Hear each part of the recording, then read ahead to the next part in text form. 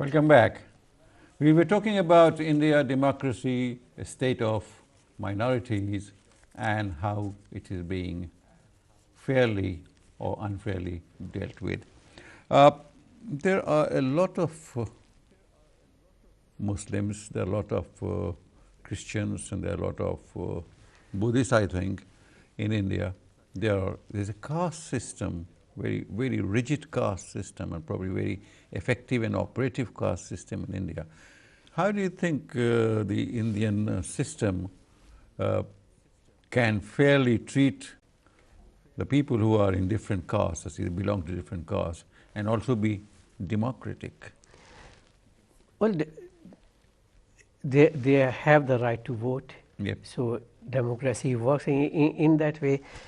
As far as caste system is concerned, this is very strange because when it this has been there for centuries. Yeah, it has been there for centuries, and with the job reservations given to low caste, so an effort has been made to uplift their standard of living or their status.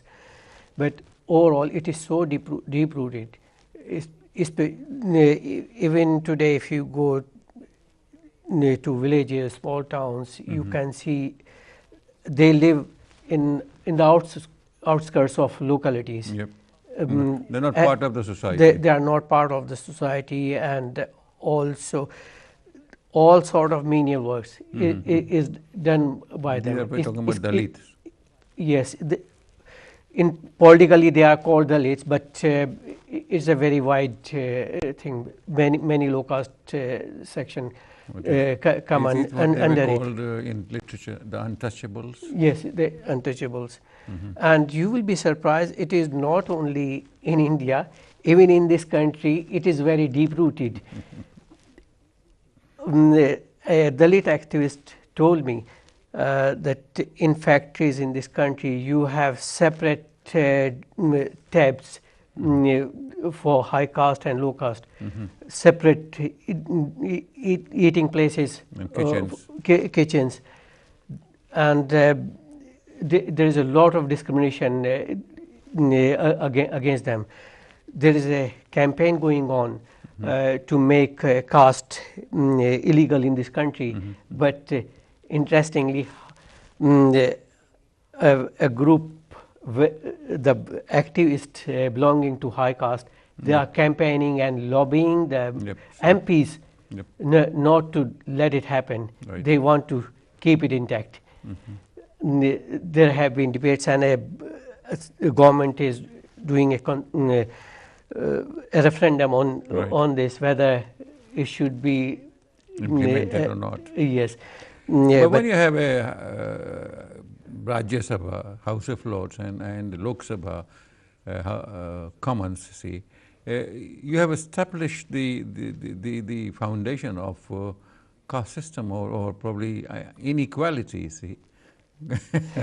No, it is not inequality in that sense, because you are not they are not discriminated on the basis of caste, or one is not superior to another. But to understand the caste system,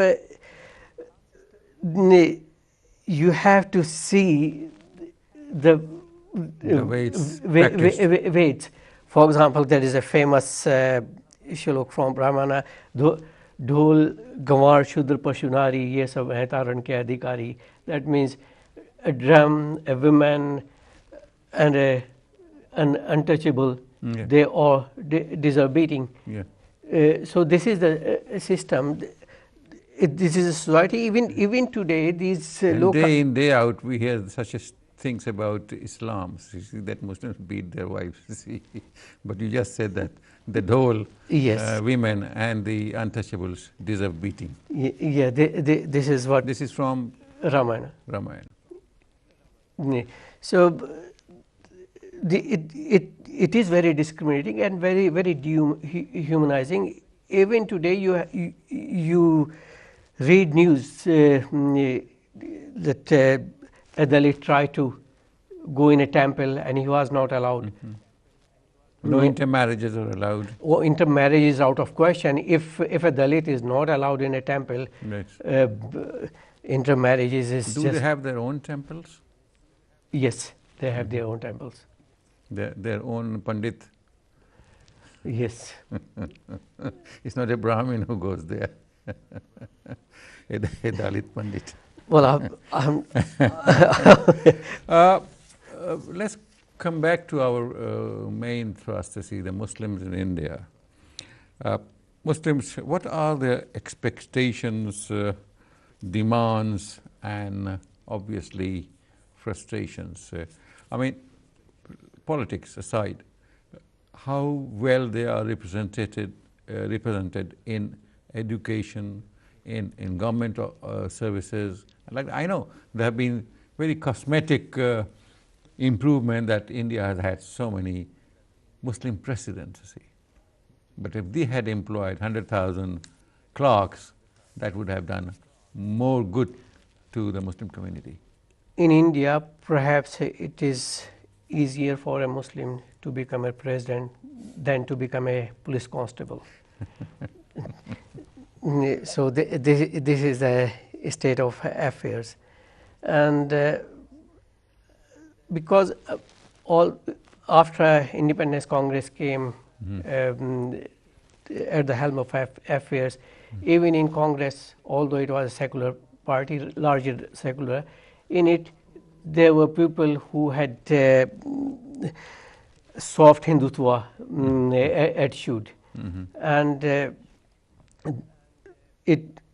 it was in the 80s when Rajiv Gandhi tried to play the Hindu card even more blatantly, and that gave BJP an opportunity to defeat Rajiv Gandhi on something on which BJP has a monopoly, I would say. So Rajiv Gandhi had he unlocked the Babri Mosque, and it was telecast on national TV, and the news on national television said the reopening of a Hindu temple or the reopening of Ram Mandir. So this is the environment which initially was created, and BJP took full advantage of it, and then we had L.K. Advani, who launched the notorious Rath Yatras, causing havoc in the country, creating riots, and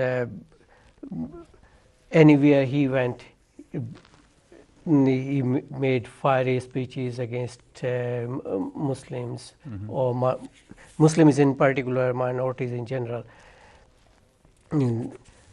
But there has been no action against any of the perpetrators, either of those who demolished the Babri Mosque or those who... They were not apprehended? No, none of them.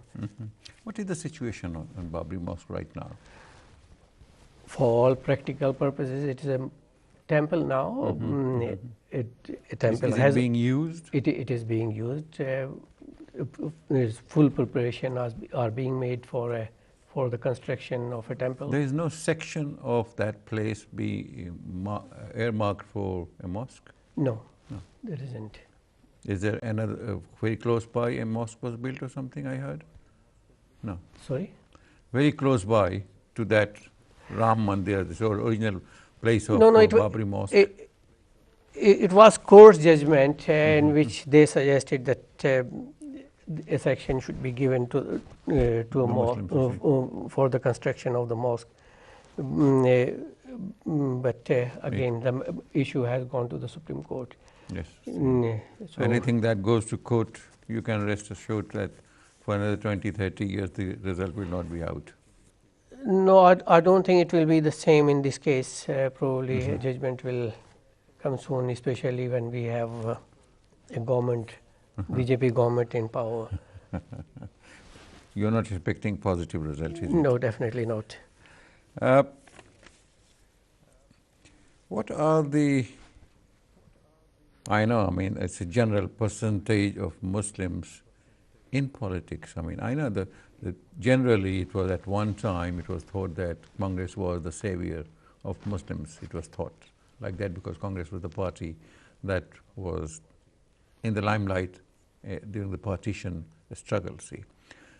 But are Muslims now seeking or opening doors, or the other parties are opening doors for Muslims? My feeling is that in an environment that has been created, probably the so-called secular parties will not even be talking about Muslim issues in future, because they have to compete with BJP. Right. In previous elections, they would openly talk about reservations for Muslims and representation to them, but I doubt that will be the case in future, because every party will be trying not to alienate Hindu Right. voters. What will be the percentage of Muslims' involvement in generally in politics? Are they aware of what's happening to them? I mean, have they resigned to the fact that no? No, they are fully aware what's going on, but they are not organized. We don't have any. There is no single Muslim party or anything. No, there is no. There is only one regional party in Hyderabad, Majlis Ittihadul Muslimin. There are some other Muslim parties, very small. Are they political parties? Or? They are political parties, but they are just. I mean, many people would not even know about them. Right.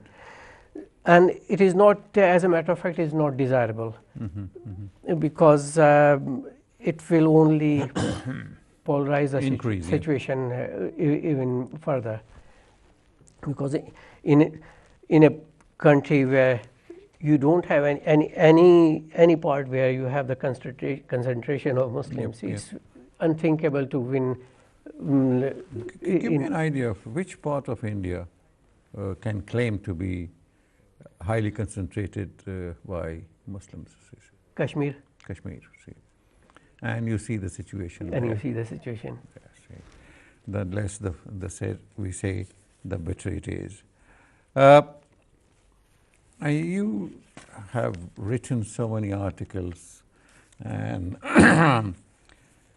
you wrote something about social media and the Muslims, see.